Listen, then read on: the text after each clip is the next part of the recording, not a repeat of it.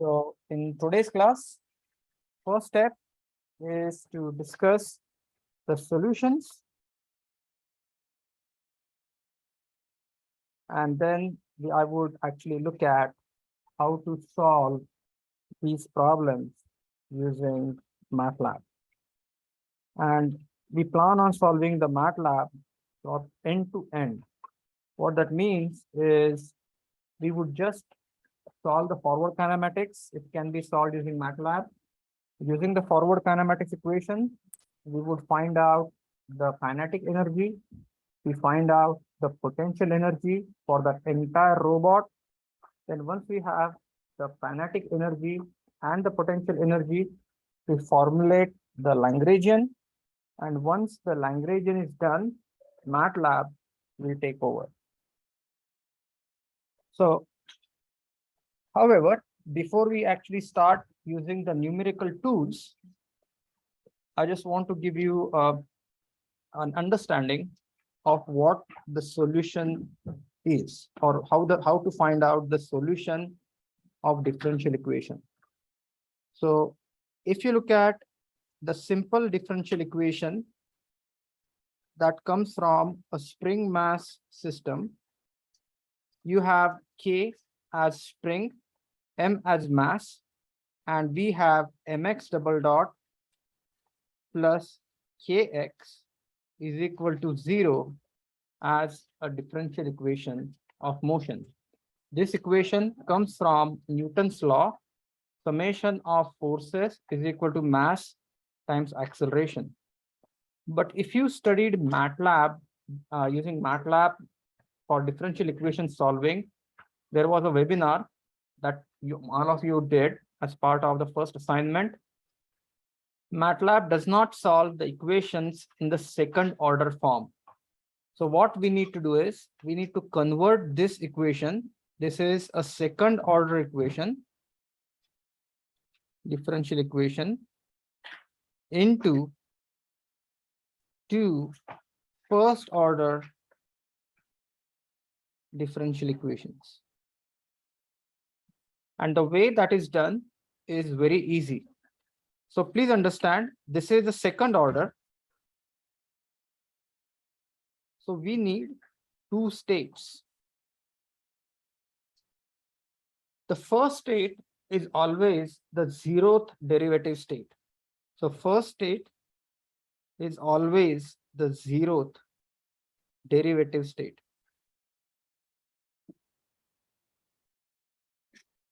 And the 0th derivative state in this case is x. Second is going to be, since we start with the 0th, the derivative of the 0th order state is x dot. So my state vectors are x and x dot. Now with these states, I need to formulate the equations in state space.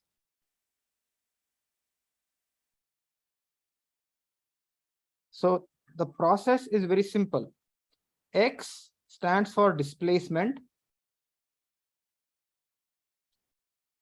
X dot stands for velocity. The relationship between the displacement and the velocity is derivative of displacement, d by dt of displacement is equal to velocity. This equation, some of you may say, oh, this is the same equation. It's actually not. Please try to understand. This is my first state, and this is my second state. And then what we do is we take the derivative of the second state, d by dt of x dot. D by dt of x dot is nothing but x double dot. D by dt of x dot is x double dot. And now the expression for x double dot comes from the differential equation that we have derived. So can you see that x dot is equal to minus k by m x.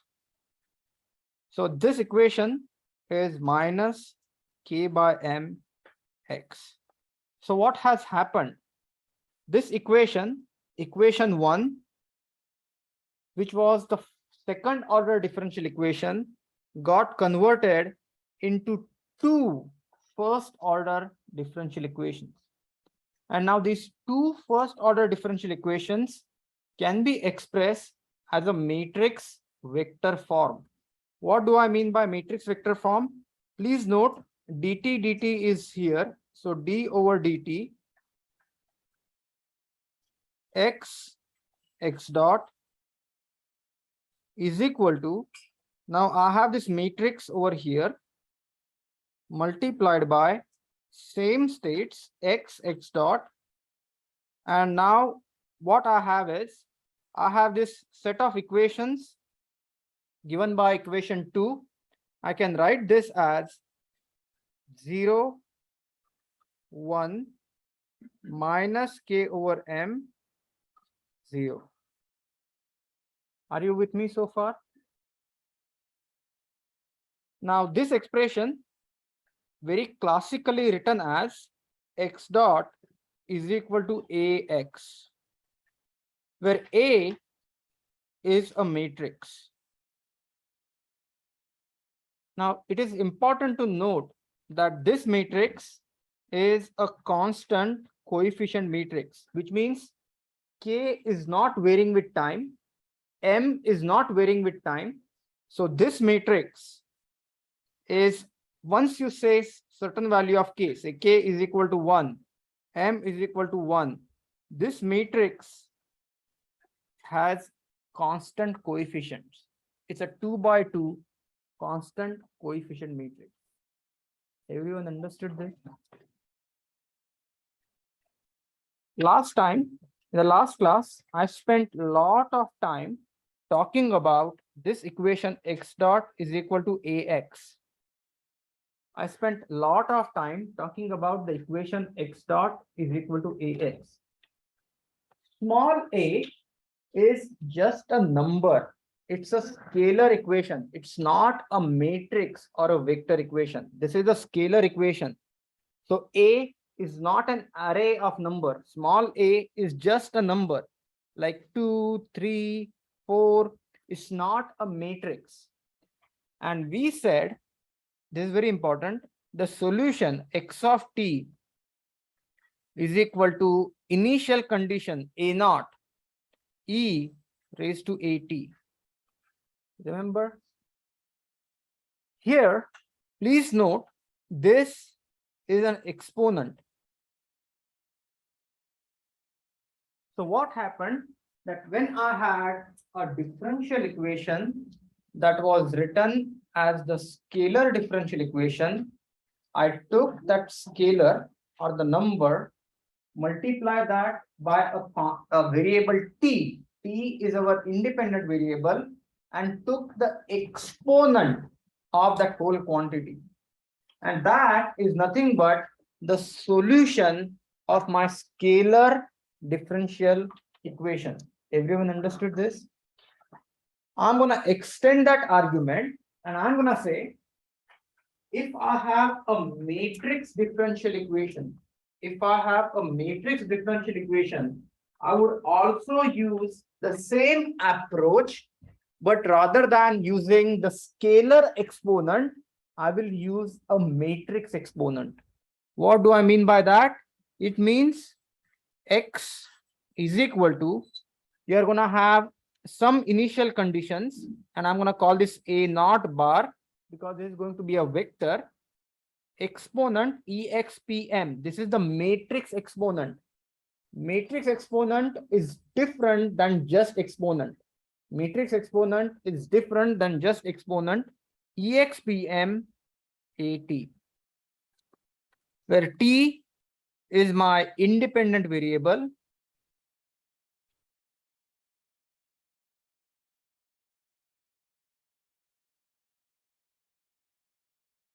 and this gives me the solution of the matrix differential equation. So as long as you have a linear differential equation with constant coefficients. You can use this technique to find out the solution. In certain cases, the EXPM or the exponent of the matrix cannot be found out. And those are the special classes of differential equations that need special treatment. So this is the technique. Please keep this in mind. That will solve you a lot of headaches in future.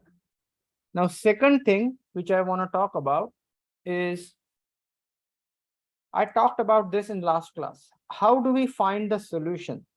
So let me start with a simple differential equation, mx double dot plus kx is equal to 0.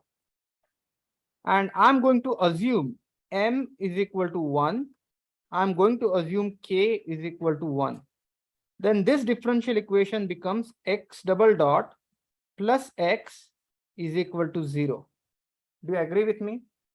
Now what I'm going to do is, I'm going to look out for some functions, the functions that satisfy this differential equation, which means if I substitute that function here, second derivative of that function here, I get 0.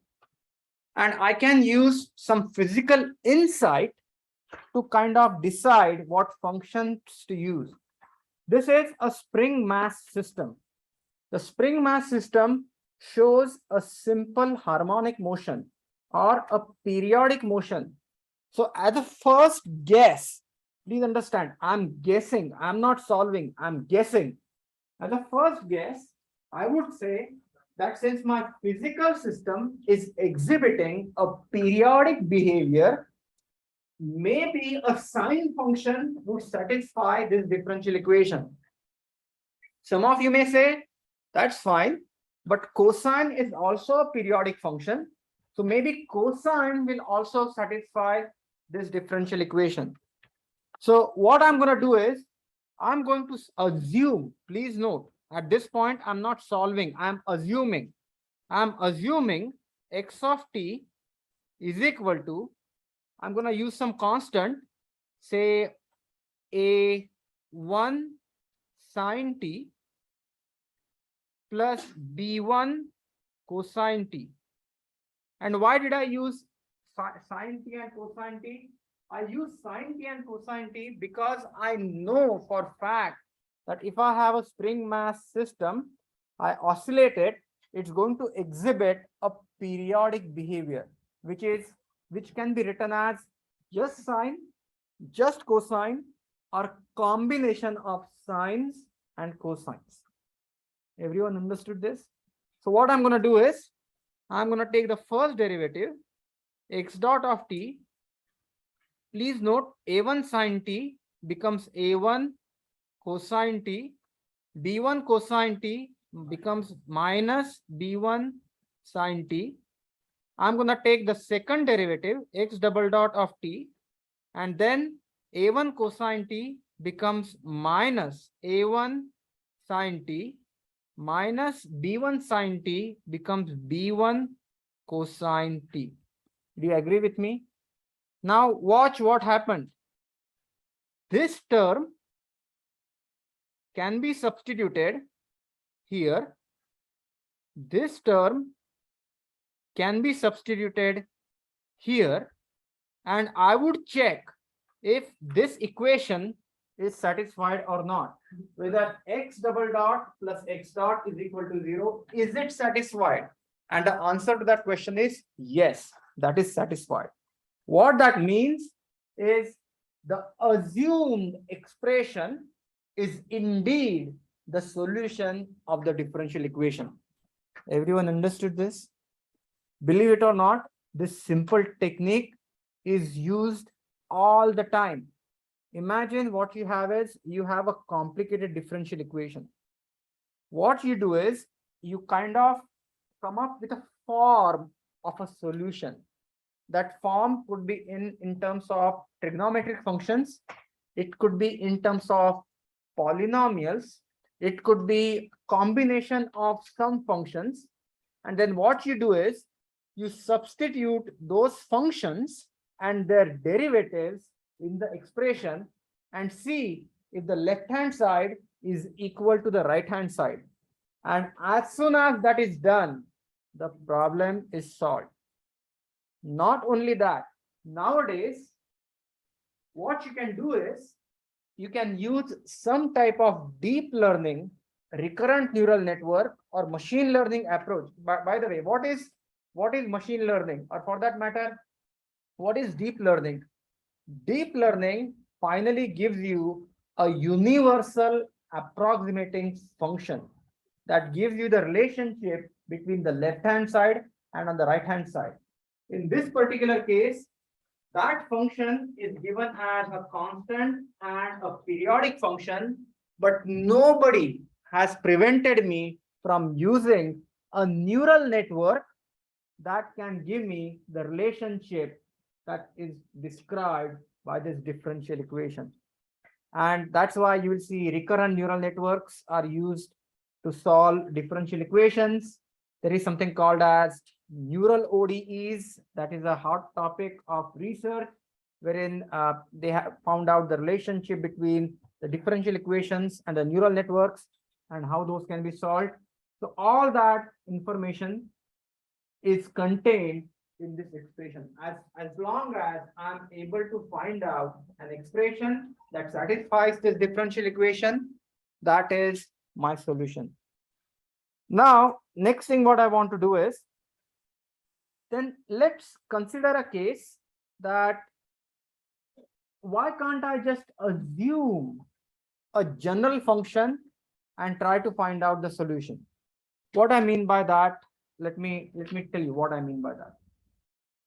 What you have here is you have x of t is expressed as a sine function and a cosine function. Now my question to you is, why not tan? Why only sine and cosine? Tan is also a periodic function. No. Here is a fundamental reason we use sines and cosine. Because sine and cosine, these are orthogonal functions. What is the meaning of the functions being orthogonal? Which means this function will not affect this function, and this function will not affect this function. If you have a tan function can be expressed either in terms of sine or in terms of cosine. Since we are using these orthogonal functions, here is a simple analogy. Remember, when you resolve the forces around x-axis and you resolve the forces around y-axis. Why? Because if something is on x-axis, no matter what you do, you can't resolve that onto y-axis. Does it make sense? So if you have a vector which is in the horizontal direction, it does not have a component in y direction, no matter what you do. If you have a vector in the vertical direction, it does not have a component in the horizontal direction. And that is the reason why we are using these orthogonal functions to capture the whole space of solutions. Now, probably you must have been familiar with Euler's equation. Euler's equation allows you to combine sines and cosines as one single exponent, which is something like cosine theta plus I sine theta is equal to e raised to I theta. So what that means is, here is something I can do. Rather than using sine separately, cosine separately, I would just use an exponent function to solve the differential equation. And some of you may ask me, why am I looking for an exponent or exponential function? And the reason is right there. Because when we looked at a scalar equation, x dot is equal to ax, after all the calculus that we did, separation of variable, integration, adding constant, at the end of the day, what I got an exponential function. So what I'm going to do is, and I want you to remember this, what I'm going to do is, this is very, very important. I'm going to consider an equation mx double dot plus kx is equal to 0. And as the first level of approximation, please understand, I don't know if this would work or not, but I'm going to try. I'm going to approximate. I'm going to assume x is equal to e to the lambda t. What is lambda? At this point, lambda is unknown. This is an unknown parameter. But I know if I substitute this expression in here and somehow make left-hand side is equal to right-hand side, if somehow I can make left-hand side is equal to right-hand side, this is my solution. Everyone understood this? So I'm going to assume, just to be general case, a naught e to the lambda t, where a naught is some type of an initial condition and lambda is, we'll see that this becomes an eigenvalue, but a little bit later. So what I'm going to do is, I'm going to take the derivative of x dot. This becomes a naught lambda e to the lambda t. I will take the second derivative. This becomes a naught lambda square e to the lambda t. Now, here I see this problem. If I add x and x double dot, unlike the previous equation, I don't get a nice 0. But what I'm going to do is, still I'm going to try. I'm going to say m a naught lambda square e to the lambda t plus k a naught e to the lambda t is equal to 0. So what I did, I substitute this expression here. I substitute this expression over here. And now, please understand, a naught is a constant. A naught is a constant. This is a constant. This is a constant. So what I have is I have m lambda square plus k is equal to 0, which means lambda square is equal to minus k over m. What that means is lambda is equal to plus minus square root of k by m I, where I is an imaginary number. Are you with me so far? So please understand, after doing this mathematical jugglery, this tells me that the solution of this differential equation is a naught e to the lambda. There are two lambdas, that's why lambda 1 t plus a, say 1 e to the lambda 2 t. And this is the solution of the differential equation. And this is exactly what you should remember from your entire differential equation class. If you have a differential equation, if it's a solvable differential equation, which means the linear differential equation with constant coefficient, assume the solution to be x is equal to a naught e to the lambda t.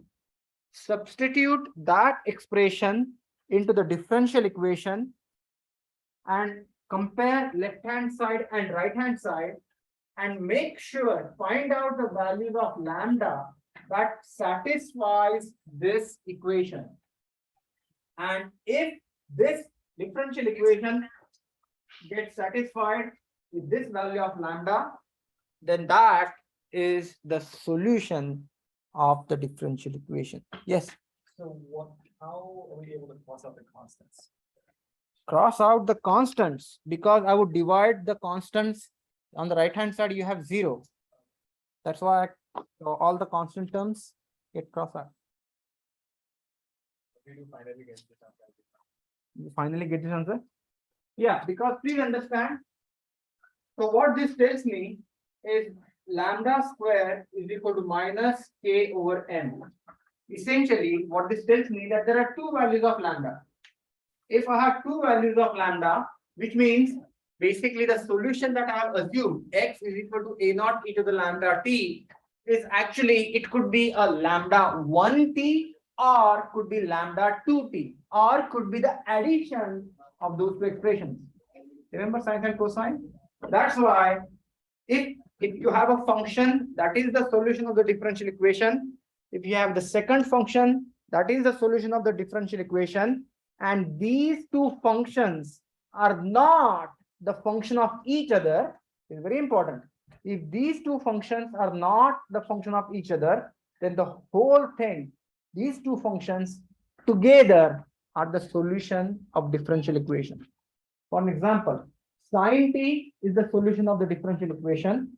Cosine t is the solution of the differential equation. So the total solution of the differential equation is sine t plus cosine. Everyone understood this?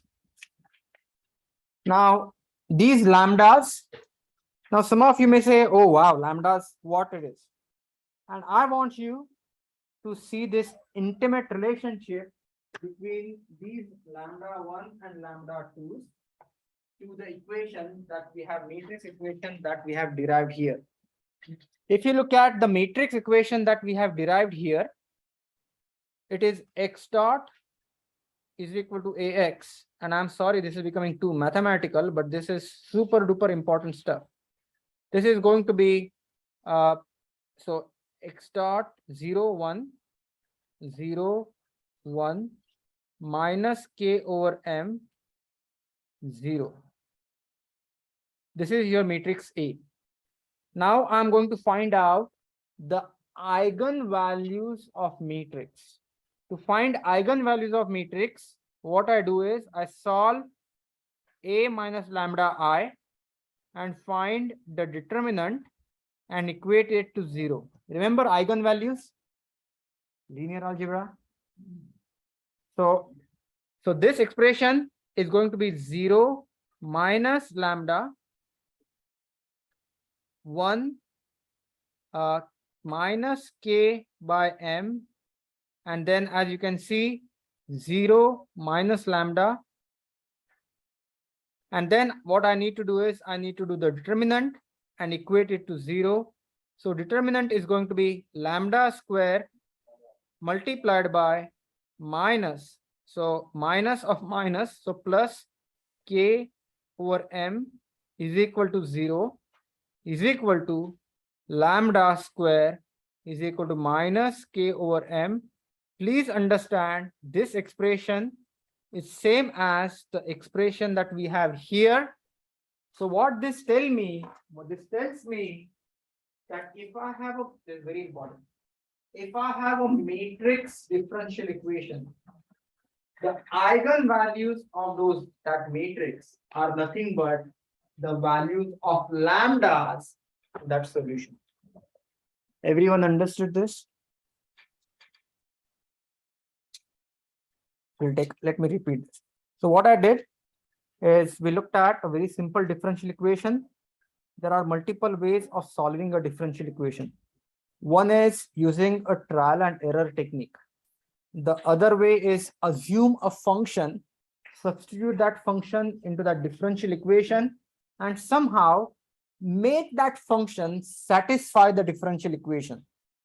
And finally, what you do is you rewrite that differential equation as a matrix vector equation, find out the eigenvalues of the matrix, and then whatever you get as eigenvalues, those are nothing but the solutions of the differential equation.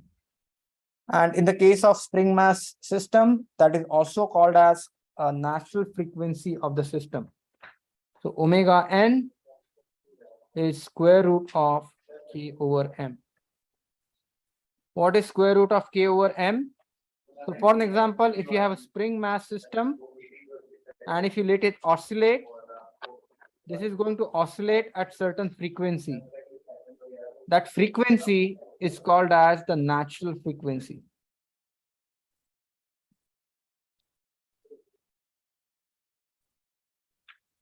So if you have a spring mass system, you pull the system down, let it oscillate. It will oscillate at a certain frequency naturally, and that is called as the natural frequency of oscillation. Everyone understood this?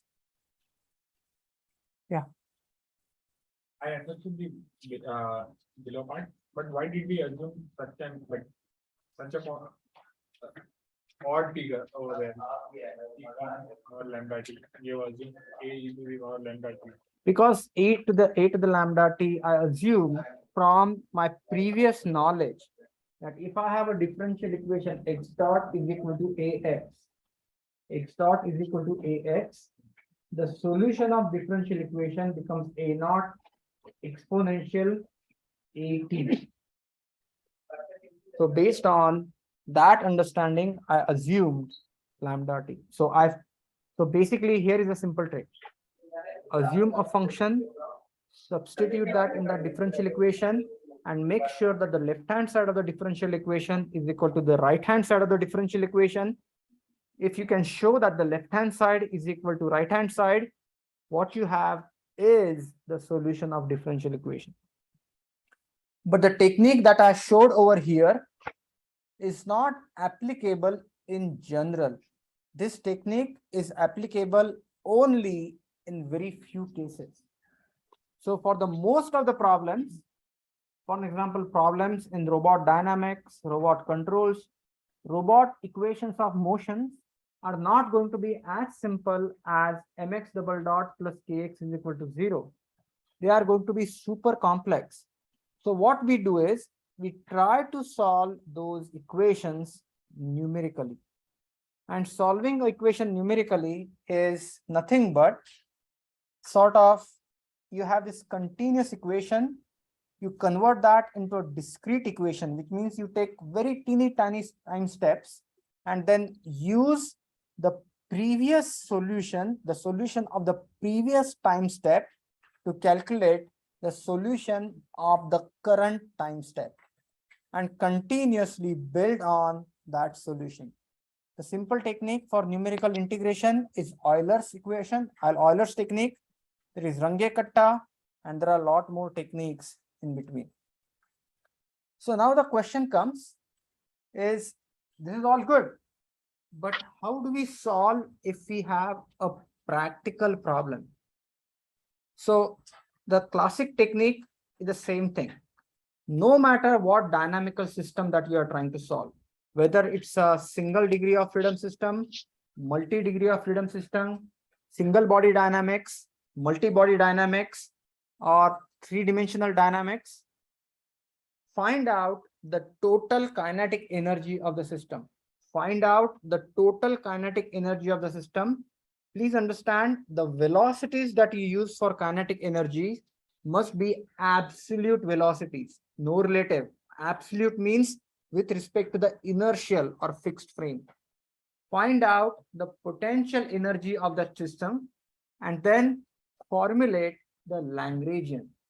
Once you formulate the Lagrangian, use the Lagrangian equation to find out the differential equation of motion.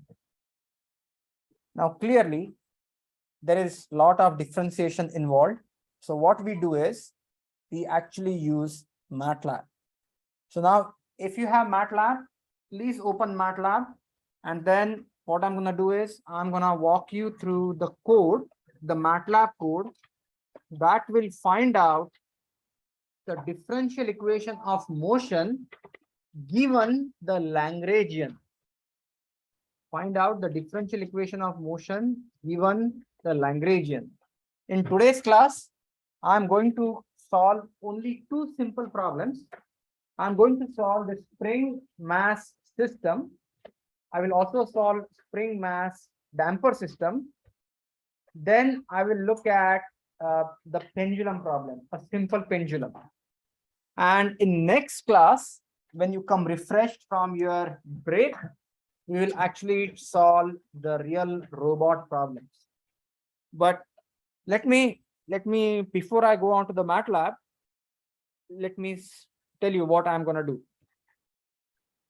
So we have derived the equation of motion for a spring mass system.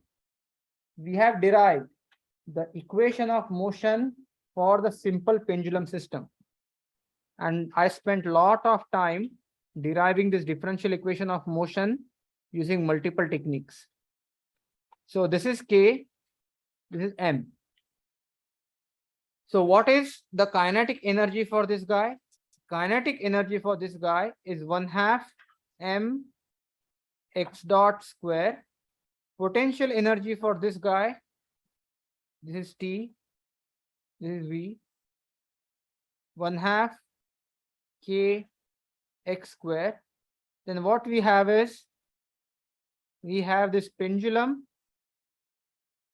This pendulum has mass m, length L. What is the kinetic energy of this pendulum? Kinetic energy for this pendulum is 1/2 I theta dot square, where theta is the angular velocity. The potential energy of the system is, we have seen, m g L cosine theta. And if our datum is over here, then this is going to be minus mgl cosine theta. And my Lagrangian L is equal to T minus V. So for these two simple problems, I can easily find out the Lagrangian T minus V. And once you formulate the Lagrangian, what you do is you use Matlab. What would this Matlab do? Matlab would take this Lagrangian, do the differentiations, find out the differential equation, and give you a function that is given in the first order form. All right, let me write this down. What Matlab will do is, once you input the Lagrangian, it will use Lagrangian equations, find differential equation of motion,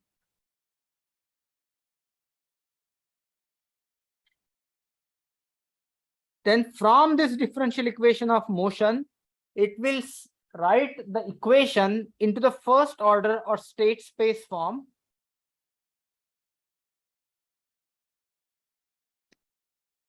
And give you a dot m function that can be used by ODE 45, ODE 23, or any other solver. Not only that, this Matlab would also give you a Simulink block. It will also give you a Simulink block that you can numerically integrate inside the Simulink. And if you are brave enough, the output of that block can be fed the Simscape XML file that will show you your robot in actual motion. So what I'm going to do is, once again, our job is to derive the Lagrangian correctly. After Lagrangian is derived, we go to Matlab, use the Matlab Lagrangian function to find out the differential equation of motion, find out the state space form, and then numerically integrate. On top of it, we are going to get a Simulink file that will actually contain the Simulink block, and that block can also be integrated inside the Simulink environment. So with that, what I'm going to do is, I'm going to go to Matlab. So what I want you to do is, I want you to go to Matlab.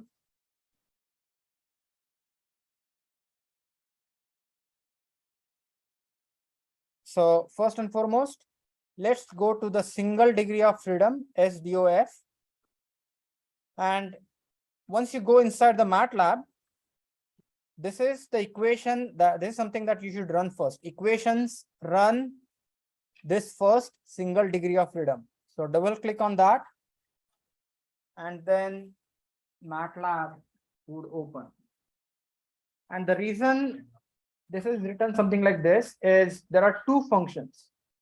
There is this run file which defines the variable Lagrangian, and there is this actual code that finds the Lagrangian. So what I want to show you here is, so this Euler-Lagrange M is the actual function that finds the Lagrangian. And this code, I did not write this code. This code is given by MathWorks. And the way this code works is you supply Lagrangian X and Lagrangian L, then you can substitute the system parameters, velocities, internal forces, external forces, dissipating factors, parameters, and so on, and it will give you a Lagrangian for differential equation of motion. There is an excellent help that is provided for this Lagrangian, and there are different examples. One is example of projectile motion. Then there is example of rotary inverted pendulum. There is an example of pendulum that we are going to look at. Then there is an example of double pendulum. Then there is an example of RLC circuit. And then this is the code. So we don't need to touch the code, but to invoke this function, which is Euler-Lagrange, to run this function, what needs to happen is you need to define the Lagrangian in a very appropriate form. So let me show you how that can be written. So first and foremost, I want you to go to equation, run this first single degree of freedom dot n. This is for the spring mass system. For the spring mass system, first and foremost, I have to define the constants. G is equal to 9.81. I'm saying mass is equal to 0.1. Value of spring stiffness K is equal to 10. And value of D, which is the damping factor, is 0. So these are the numerical constants. So mass value must be given, gravitational parameter G is given, K value is given, the damping coefficient is given. Also, I need to define the states. Please understand, there are two states. X stands for displacement, XD stands for velocity. So there are these symbolic variables. That's why I define SYMS, X, XD. And please understand, this order is very important. You have to define the state first and the derivative of state later.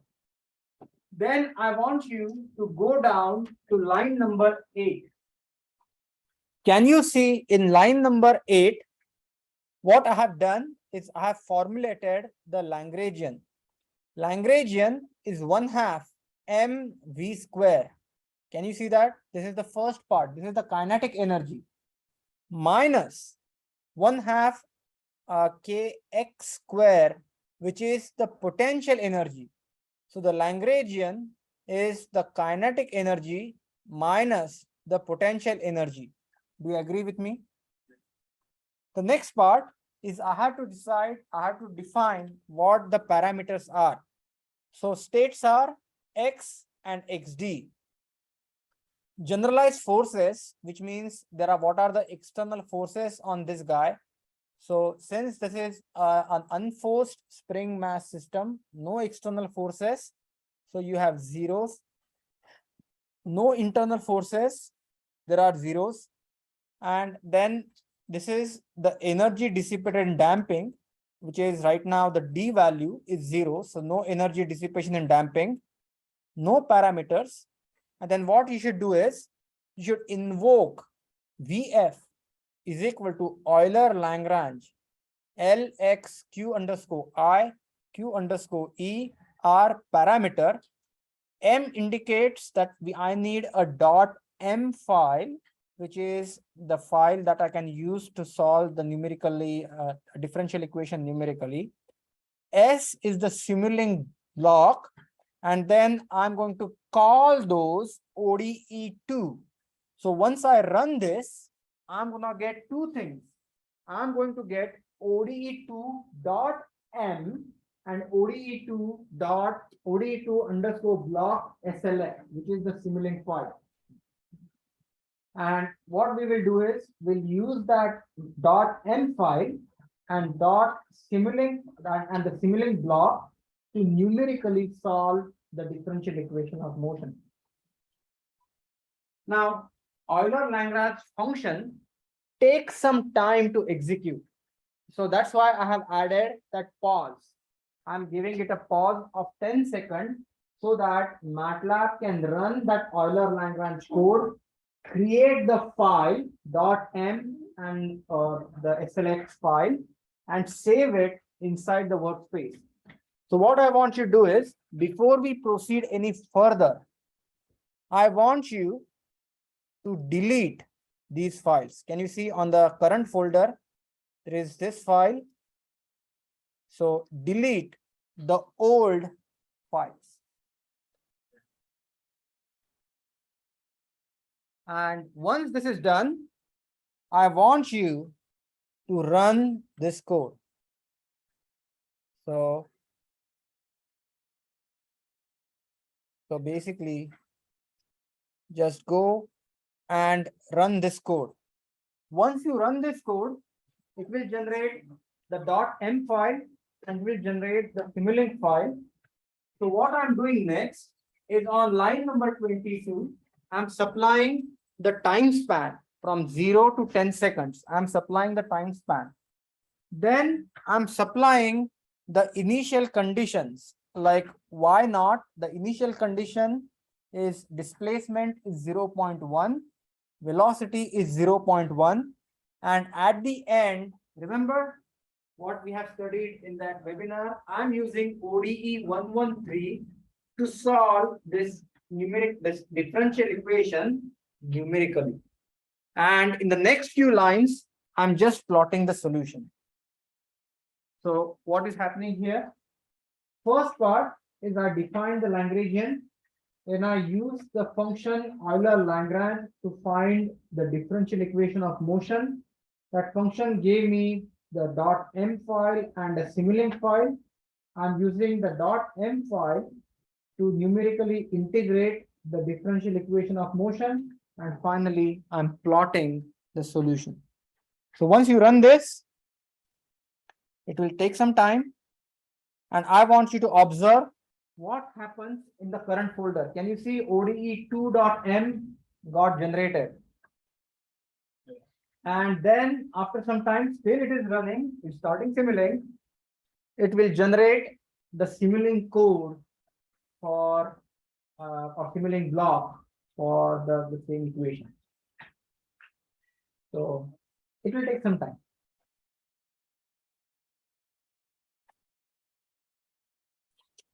So remember, the process of differentiating and creating and writing those equations, Lagrangian equations, is completely automated with Matlab. You don't have to take the derivatives. As long as you formulate your Lagrangian properly. Can you see that ODE2 underscore block SLX? That is the Simulink block that has the equation of motion.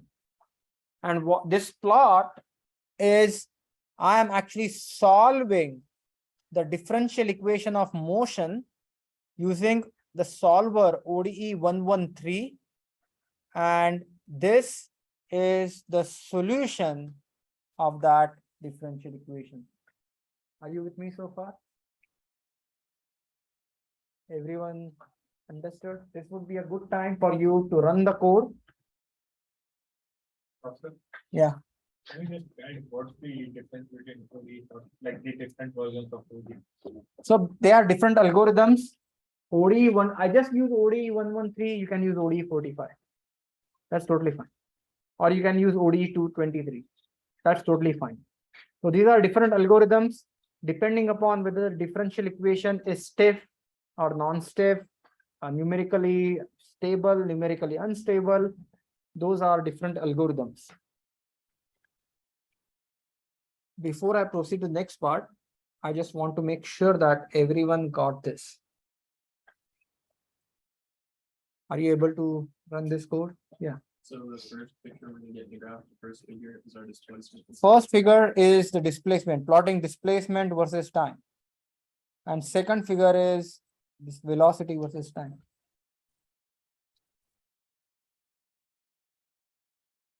Everyone understood this? This will take time, but I'm going to work out at least 7 or 8 more problems with this. So by the time we are done with this, you'll be pretty comfortable. Now, next part, which I want you to look at is I want you to open this ODE2 block SLX. Now, this ODE2 block SLX is basically a Matlab function. This Matlab function is wrapped inside the Simulink block, which means you have this Matlab function, but now it is basically you add a block around it so that now you can use that Matlab function inside the Simulink. What that means is if you double click this function, what it will do is it will show you the original function that the Matlab or the Euler-Lagrange file created. This is nothing but the differential equation written in a state space form. But what Matlab did, it wrapped it around a Simulink block and created a Simulink block that you can use with your existing Simulink code or Simscape file or sim mechanics model.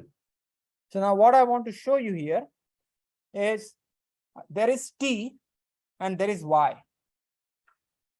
How do we numerically integrate inside the Simulink?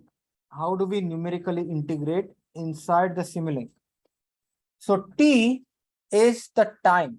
This time should be incremented sequentially, and it should take the same time inside the global frame. So go to library browser. So please go to library browser. It's taking time. Go to commonly used blocks. Grab this ground block and attach this ground block to T. What would it do? So basically, the ODE2 time would be Simulink time. So that block would run at the simulation time. Then I have this dy dt that needs to be integrated. So you take this integrator, you put it over here, and then this y is integrated. Grab it from here and then go back to library browser, get the scope, put it over here,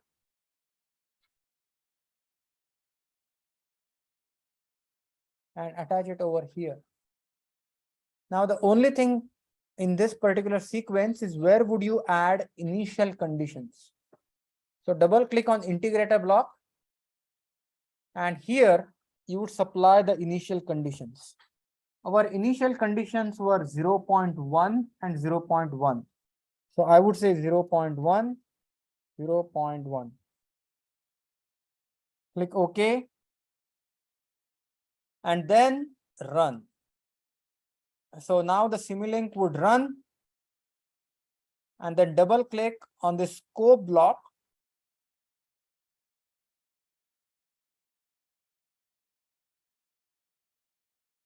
Double click on the scope block, and that will give you the solution. And please note, this solution is similar, actually, as a matter of fact, exact same solution that you obtained from the Matlab code. Everyone understood this? About the two term A1. So there is displacement and velocity. So you have a displacement, both of them start at the same initial condition, 0.1 meters, 0.1 meters per second, but the displacement is small, velocity gets multiplied by omega, so that's why it's long. Everyone understood this? This may be a little bit too much to grasp in the first lesson, but I'm going to work out few more problems that, and I promise you by the time we are done with all the problems, you would be fairly comfortable with what's going on. Everyone, any questions here? So next problem, what I want to do is, I want to go on to the pendulum problem. So same thing, go to simple pendulum, and then equation, run this first pendulum. And there again, you can see that once you do equation, run this first pendulum, close this, we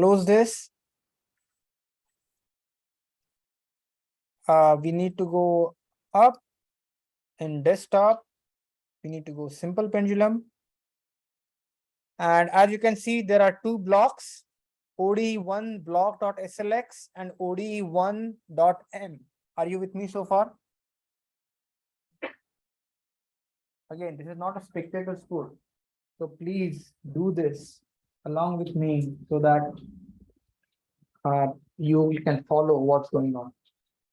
Yeah. Can you show one more time how you get it out of WinRAR onto your computer? How? What? Can you show how I'm not good with the computer? Do you know how did you get it open all at once? Open all at once. So do you have simple pendulum and SDOF folders on your desktop? They're all in WinRAR. So Okay, so double click in WinRAR.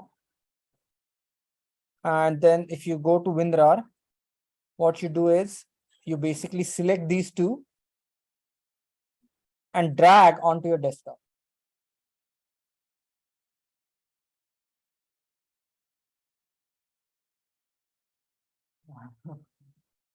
Apple.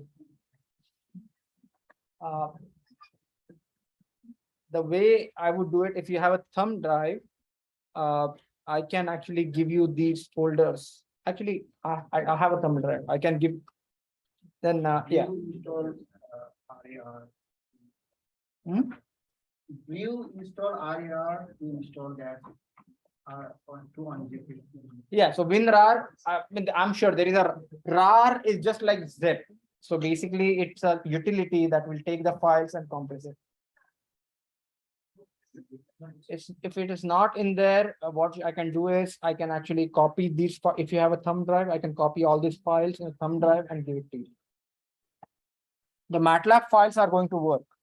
The only thing is, Canvas will not allow me to upload the files in the folder and folder. It needs to be together. That's why I had to create a zip file or a RAR file.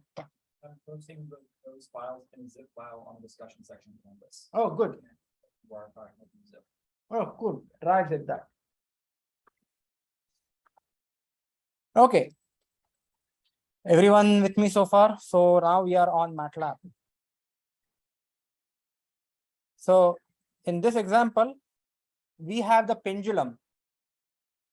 Do you remember the kinetic energy of the pendulum is 1/2 I theta dot square, which is nothing but 1/2 m L square theta dot square. And then the potential energy is nothing but minus mgl cosine theta. Hence the Lagrangian is kinetic energy minus potential energy. So in line number 2, just like the single degree of freedom spring mass system, I have theta and theta dot. Theta is the angle Theta dot is angular velocity. Next, I have G, then I have M, then I have L, which is the length of the pendulum, and I'm just saying K, which is the damping, that is equal to 0. On the next line, Lagrangian, the first term is the kinetic energy, and the second term is the potential energy. So the Lagrangian is kinetic energy minus potential energy. Do you agree with me? Then I'm specifying the states. What are the states? States are theta and theta dot. Theta and theta dot. These are the two states. There are generalized forces, 0. Internal forces, 0. No damping. So again, there are no parameters. And then what I'm doing is I'm calling this Euler Lagrange function, supplying L, X, Qi, Qe, and all these parameters. And I'm asking this Euler Lagrange function to generate an M file and a Simulink file. And what I'm doing in the next few steps is again adding some delay. The reason I need to add delay because MATLAB physically takes time to run that code, to open Simulink, generate that block. If you don't add pause, then you will realize that MATLAB will give you an error because it will try to go to the next step, but the file will not be available to run the next step. Everyone understood this? Because in the next step, I'm using ODE 113 and trying to run it on ODE 1. But if ODE 1 file is not created, MATLAB will give you an error. That's why I gave a 10-second pause. And then moving forward, I have this plot TY 180 by pi, 180 by pi. Actually, I'll take this out because this is in radians. So I wanted to convert that into degrees. So this is now in radians.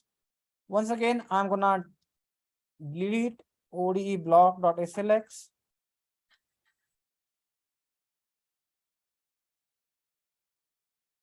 ODE 1. And then here, what I'm gonna do is just like the previous case, I'm gonna run.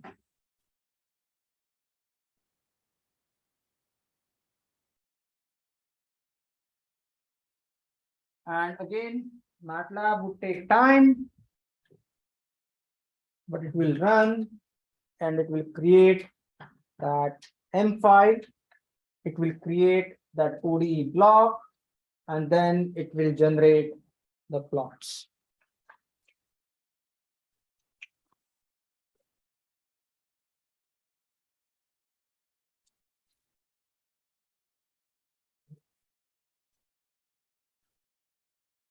So this is the figure that is generated. And then I want you to go to ODE 1 block SLX, go to the library browser, add a scope,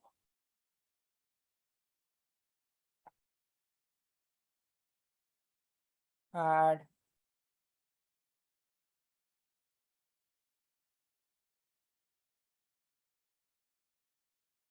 then add an integrator.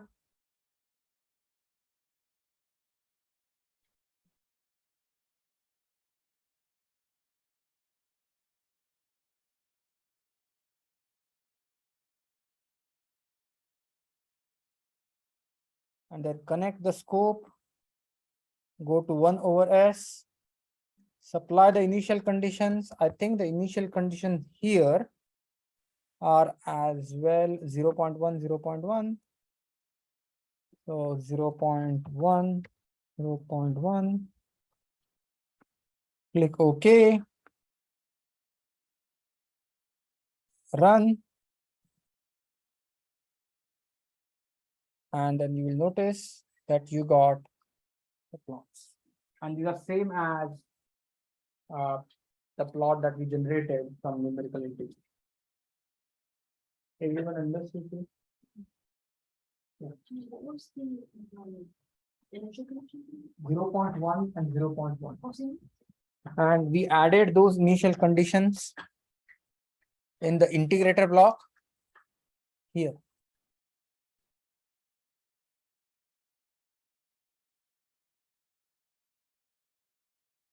So what you can do with this?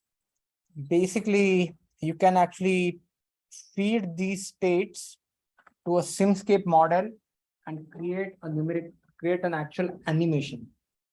But that we will talk about a little bit later once we do the robots.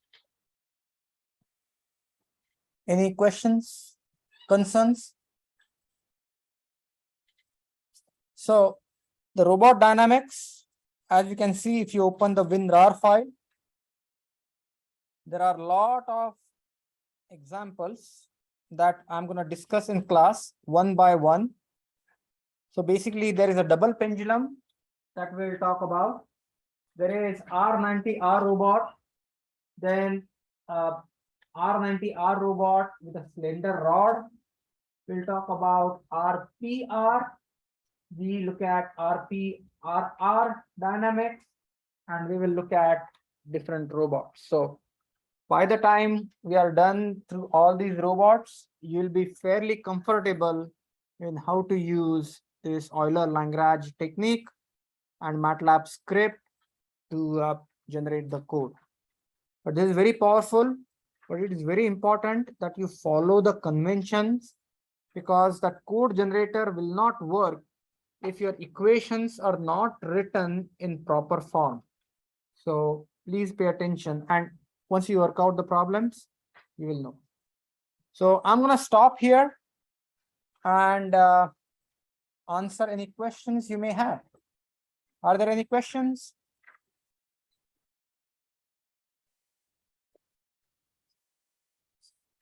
Yeah. That again?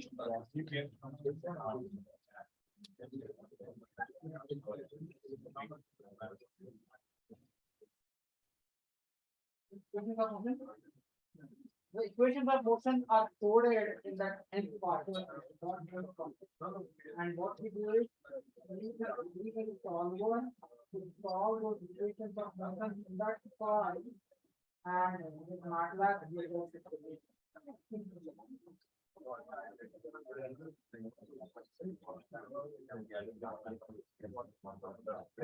okay,